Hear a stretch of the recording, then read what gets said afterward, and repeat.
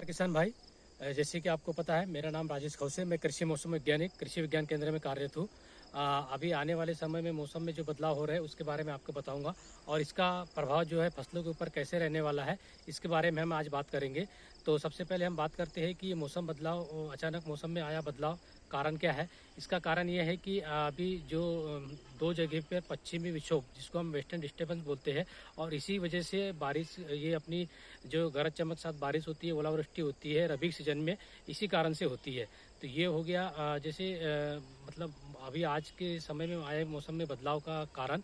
और आगे जैसे मौसम की स्थिति के बारे में जान लेते हैं। आगे आने वाले समय में अपने यहाँ जैसे आज का दिन दमोह जिले में कुछ ही जगहों पे, ऐसे इक्का दुक्के जगहों पे गरज चमक के साथ में ओलावृष्टि या फिर हल्की बारिश होने की संभावना है। पर इसका चांस है 25% ही इसकी संभावना बनी है। बहुत अधिक इसकी संभावना नहीं है। और इसके आने वाले अगर 5 दिनों की हम बात करते हैं तो देखते हैं कि मौसम कैसा रहेगा दमोह जिले में। तो हम बात करते हैं अधिकतम तापमान की। तो तापमान, कल का तापमान जो है 28 साढ़े 28 के बीच में रहने की संभावना है। उसके बाद में मौसम साफ होने की संभावना है, जैसे कि तापमान में भी 1 या 2 डिग्री की बढ़ोतरी देखने को मिलेगी। रात का तापमान की हम बात करते हैं तो कल बस थोड़ा सा मतलब कम दिखाई देगा। उसके बाद में आने वाले दिनों में आगे 1 सप्ताह तक तापमान जो है कि 12 से 14 के बीच में रहने की संभावना है।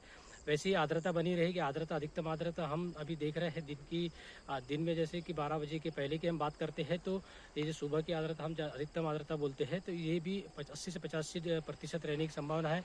हम रात की आर्द्रता बोले मतलब दिन में जैसे 12 बजे के बाद की आर्द्रता की हम बात करते हैं तो ये है 50 से 60% रहने की संभावना ऐसी बनी हुई है।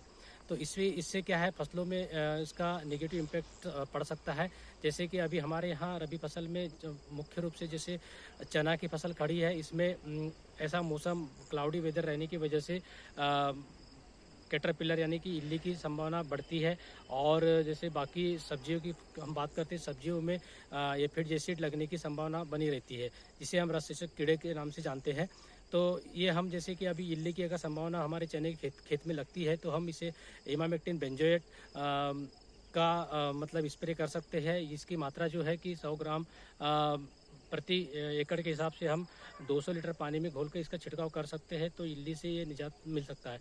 हम बात करते हैं कि सब्जियों में हमारे यहाँ कई प्रकार, जैसे टमाटर है, भटा है, मिर्ची है, गोभी वर्गीय सब्जी में जैसे रस चूसक कीड़ों का प्रकोप ऐसे मौसम में अधिकतर देखने को मिलता है। तो इसके लिए हम किसानों को सलाह देते हैं कि थाइमेथाक्जाम या इमिडाक्लोरोपिड 2 की मार्केट में बहुत अच्छी दवाइयाँ हैं, इसका स्प्रे आप मौसम को देखते हुए कर सकते हैं। कुछ आपको डाउट या मतलब कुछ दवाई के लिए आपको पूछना है तो कृषि विज्ञान केंद्र में कृषि विज्ञानी से संपर्क कर आप अपनी फसलों को सुरक्षित रख सकते हैं। और भी कोई अन्य खेती बाड़ी से संबंधित जानकारी आपको अगर लेना है तो कृषि विज्ञान केंद्र के कृषि विज्ञानी से आप संपर्क कर सकते हैं।